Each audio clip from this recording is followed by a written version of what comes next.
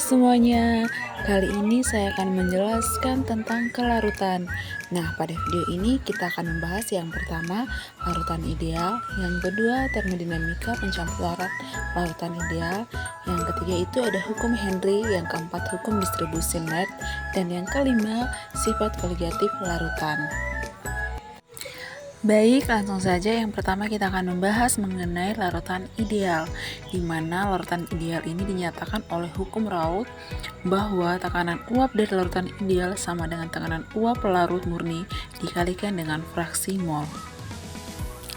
Jadi jika tekanan uap sendiri yang diilustrasikan seperti gambar di bawah ini, misalkan air apabila kita uapkan, maka akan banyak molekul air yang akan naik. Nah, itu yang disebut dengan tekanan uap. Semakin banyak yang terevaporasi, maka vapor presurnya akan semakin tinggi. Nah, selanjutnya sekarang mari kita lihat persamaannya. Nah, persamaan ini adalah tekanan dari larutan sama dengan fraksi mol dibagi dengan total mol dalam larutan. Misalnya, ada larutan atau solvennya itu lebih dari 1, maka tinggal ditambahkan secara umum atau tinggal dijumlah. Nah, untuk grafiknya ini, secara umum grafik ini dari hukum Raoult ini adalah fraksi mol. Pada simbol X itu adalah tekanan uap dari larutan. Sekarang mari kita lihat contohnya. Hitung expedite vapor pressure pada suhu 25 derajat Celcius dari satu larutan yang disiapkan dan melarutkan 97,4 gram sukrosa dengan MR-nya 32 dalam 453 ml air, massa jenisnya air itu 100 gram per mililiter, dan vapor pressure murni airnya adalah 23,76 mm Hg. Nah, untuk menghitung tekanan uap dari larutannya tadi, maka fraksi mol dari air dikalikan dengan tekanan murni dari air ini. Pertama, kita akan menghitung fraksi mol air dahulu. Nah, untuk mol dari sukrosanya yang diperoleh 0,28 mol sukrosa. Sedangkan airnya, karena di sini dalam mililiter, maka dirubah dahulu dikalikan dengan yang di atasnya ini akan berubah menjadi miligram. Jadi mol air yang diperoleh yaitu 252 mol. Tinggal hitung fraksi H2O dengan diperolehnya itu 0,989. Di sini kita mendapatkan fraksi H2O yaitu 0,989.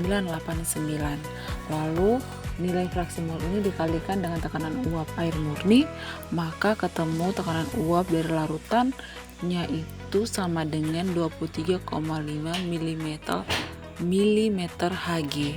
Nah, ini adalah cara menghitung tekanan uap. Oke, untuk materi larutan ideal telah selesai. Sekarang kita masuk pada materi yang kedua, yaitu termodinamika pencampuran larutan ideal. Oke, langsung saja. Ini merupakan persamaan termodinamika pencampuran larutan ideal, yang dimana pada sistem terbuka itu ada perubahan suhu, perubahan tekanan, dan juga perubahan komposisi. Makanya di sini perubahannya itu pada perubahan energi bebas Gibbs karena perubahan suhu pada tekanan, dan jumlah komponen yang tetap dijumlah dengan perubahan energi bebas Gibbs terhadapnya perubahan tekanan pada suhu dan juga komponen yang tetap. Nah, di sini teman-teman bisa lihat kenapa ada yang ditandakan dengan warna merah, karena merupakan komponen yang berbeda. Misalkan ada 3 komponen yang berbeda, maka ditulis DO3 per DON tambah N1, N2 yang tetap, dan N3 itu merupakan komponen yang berubah, adalah komponen ketiga. Sehingga potensial kimianya dapat dinyatakan dengan bentuk seperti ini yang pada gambar ini. Untuk proses yang pertama itu adalah saat ia suhu dan tekanan yang sama, dan kita bisa lihat di sini jumlah komposisi dari komponennya itu J, sehingga potensial kimianya kita peroleh berapa. Yang kedua itu ketika misalkan kita mau tentukan bahwa adanya perubahan entropi, kemudian tekanan juga jumlah komponen, berarti kita bisa menyatakan dalam bentuk perubahan entalpi dikarenakan adanya perubahan jumlah komposisi pada entropi tekanan dan jumlah komponen yang tetap. Nah, sekarang teman-teman diperlihatkan bagaimana termodinamika larutan ideal untuk menyatakan di sini ada fraksi mol komponen 2, di mana semakin menurun ketika ditambahkan suatu komponen. Ini grafik menggambarkan ketika dikaitkan dengan energi bebas Gibbs. Jadi grafiknya itu turun seperti ini. Pada titik pertengahan berarti 50-50. Dia ini tidak nol juga, tapi dia dalam keadaan posisi yang paling negatif. Kalau perubahan energi bebas Gibbs negatif, berarti reaksinya itu berlangsung secara spontan. Kita lanjutkan materi yang ketiga, yaitu hukum Henry. Bunyi dari hukum Henry, apabila arus yang mengalir pada suatu penghantar berubah tiap waktu, maka pada penghantar tersebut akan terjadi GGL induksi. Nah, rumusnya yaitu epsilon sama dengan min L dl per dt. Di mana epsilon sama dengan GGL induksi, L sama dengan induksi diri, dl per dt besarnya perubahan arus tiap waktu. Induksi diri adalah GGL yang terjadi dalam suatu penghantar itu dan terjadi perubahan kuat arus tiap sekon, sehingga dirumuskan L sama dengan I per I.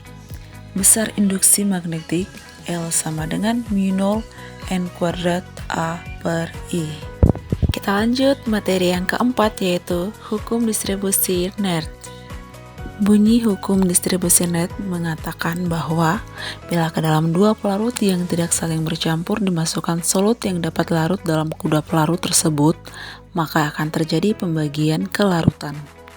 Adapun syarat dari hukum distribusi Nernst, yang pertama itu suhu yang konstan, keadaan molekul yang sama di kedua pelarut, konsentrasi kesetimbangan, pengenceran larutan, tidak tercampur pelarut antara satu sama lain, atau temperatur tidak sempurna.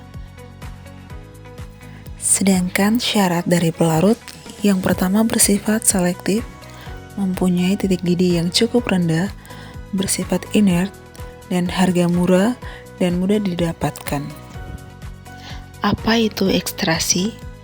Jadi ekstrasi merupakan proses penarikan suatu zat terlarutnya di dalam air oleh suatu pelarut lain yang tidak dapat bercampur dengan air. Selanjutnya, untuk menentukan konsentrasi baik dari lapisan atas maupun lapisan bawah, kita dapat menggunakan titrasi asam basa, di mana titrasi asam basa merupakan salah satu metode analisis kuantitatif untuk menentukan konsentrasi dari suatu zat dalam larutan. Selanjutnya adalah aplikasi dari distribusi Nernst, yaitu minyak atsiri. Nah, caranya dengan melarutkan minyak atsiri di dalam bahan pelarut organik yang mudah menguap. Jadi ada beberapa faktor yang mempengaruhi, yang dimana yang pertama itu ada temperatur.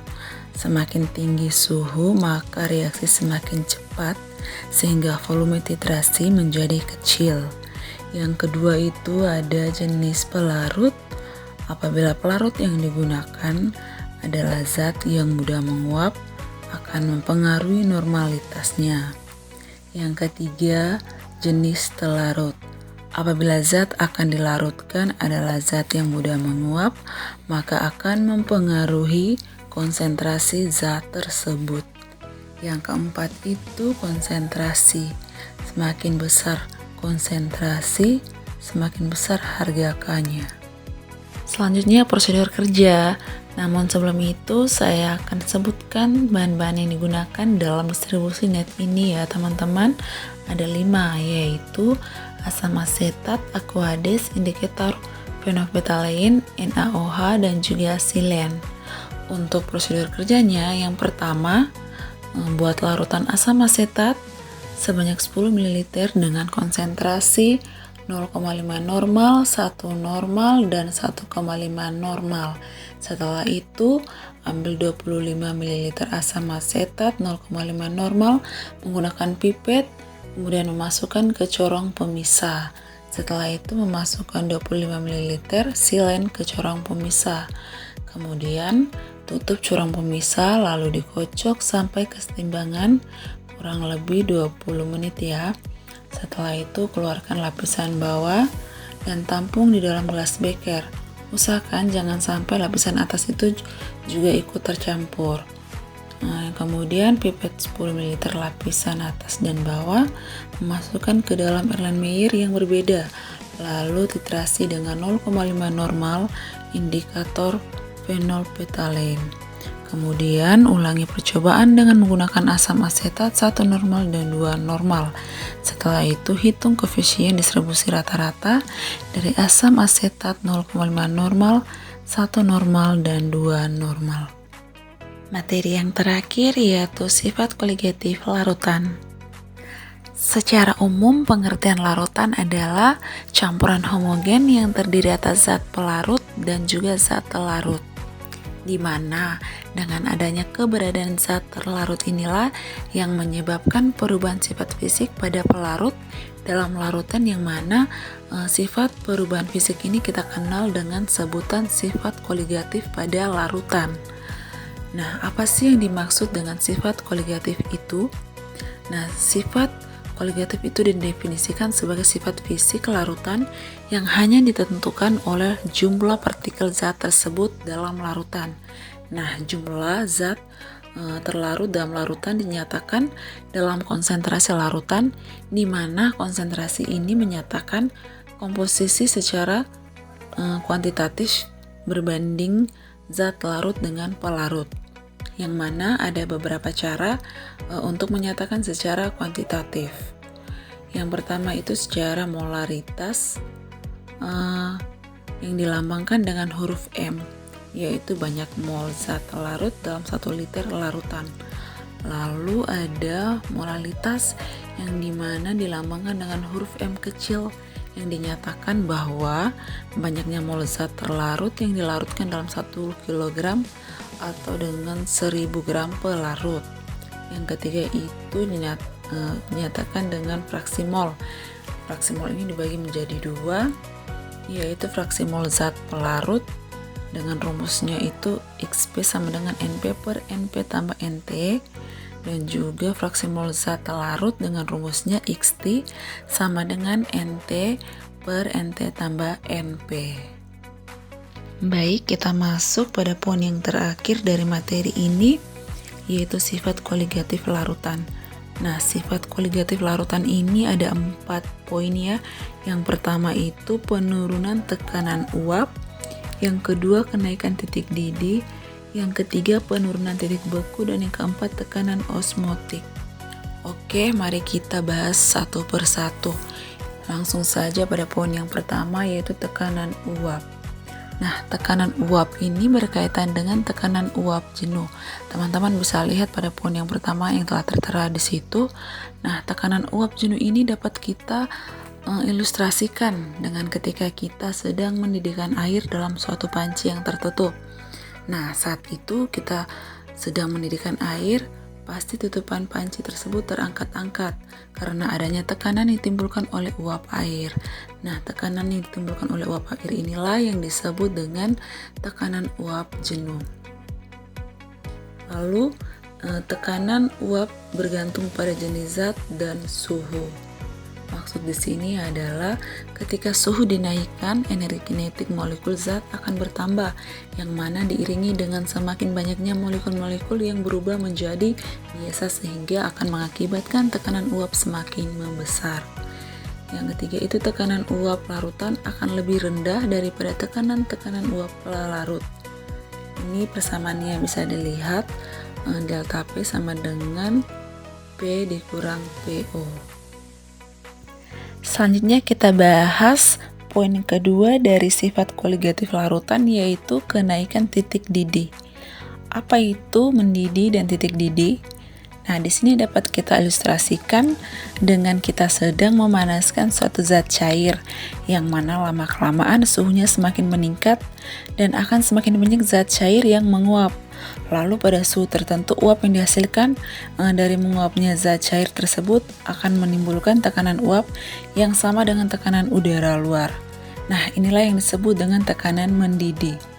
Lalu, suhu ketika zat cair ini berubah wujud dari cair menguap menjadi gas, itulah yang disebut dengan titik didih suatu zat.